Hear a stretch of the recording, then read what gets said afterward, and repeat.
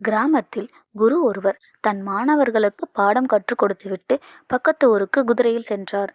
அப்போது வழியில் ஒருவர் மயங்கி கிடப்பதை பார்த்தார். "தம்பி, எழுந்திரு" என்று அவரை எழுப்பி, "இந்த நீரை கொஞ்சம் குடி" என்று கூறினார். மயக்கமடைந்தவன் எழுந்து உட்காருகிறான். "பசியால் மயங்கி விழுந்துவிட்டேன் ஐயா, நான் பக்கத்து ஊருக்கு செல்ல வேண்டும்" என்று கூறினான். "அப்படியா, சரி, என்னிடம் குதிரை இருக்கிறது, நான் உன்னை அழைத்துச் செல்கிறேன்" என்று குரு கூறினார். குரு அவனை தன் குதிரையின் மீது உட்கார வைத்தார். குதிரையில் ஏறிய அவன் குதிரையை அடித்து விரட்டத் தொடங்கினான். குரு, "ஓ, இவன் திருடன் போல இருக்கிறது, என் குதிரையை திருடவே இப்படி நடித்திருக்கிறான்." குரு ஏமாற்றத்துடன் நடக்கிறார். எப்படியாவது ஒரு குதிரை வாங்கி கொண்டுதான் ஊருக்கு திரும்ப வேண்டும் என்று நினைத்தார். குரு குதிரை சந்தைக்கு சென்றார். அங்கு நிற்பது என்னுடைய குதிரை போல் உள்ளதே. அருகில் சென்று பார்த்தார். திருடன் அவரை பார்த்தார். "ஆ, நீங்களா?" என்று பயந்தான். குரு, "யாரிடமும் சொல்லாதே" என்றார்.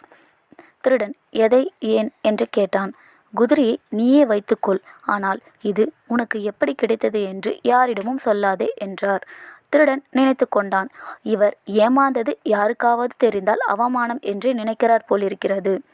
குரு சொல்கிறார், "நீ நினைப்பது எனக்கு புரிகிறது, ஆனால் நான் ஏமாந்து போனது தெரிந்தால் எதிர்காலத்தில் உண்மையிலேயே யாராவது சாலையில் மயங்கி கிடந்தால் கூட அவர்களுக்கு யாரும் உதவ முன்வர மாட்டார்கள். குறுகிய தன்னலத்துக்காக நல்ல பண்புகளை அழித்துவிடக்கூடாது.